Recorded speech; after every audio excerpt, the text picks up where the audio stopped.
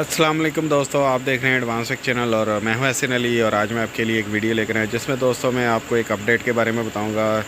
तो वो अपडेट है सैमसंग गैलेक्सी A12 के बारे में। तो इस पे सैमसंग गैलेक्सी A12 पे नोकिया कह रहा हूँ, एंड्रॉयड 11 अपडेट आ गई है। तो इसको जल्दी से जाके चेकआउट करें और अगर आपके पास A12 है तो उसको एंड्रॉयड 11 पे अपग्रेड करें। तो मैं तो इसको अपग्रेडिंग पे लगाया हुआ है।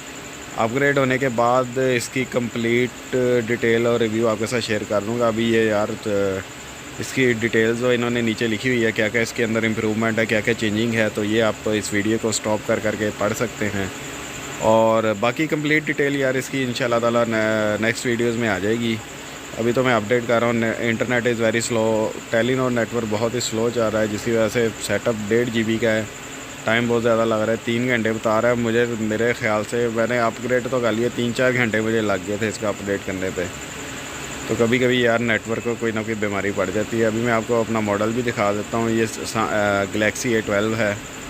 कुछ लोग कहेंगे कि फेक वीडियो है, लेकिन गैलेक्सी A12 है। इसी से मैं वीडियो बना रहा हूँ। और हाँ एक लास्ट बात, नोकिया 3.4 भी यूज़ कर रहा हूँ, उस पर अभी तक अपडेट नहीं आई, हालाँकि उस पर पहले आनी चाहिए थी।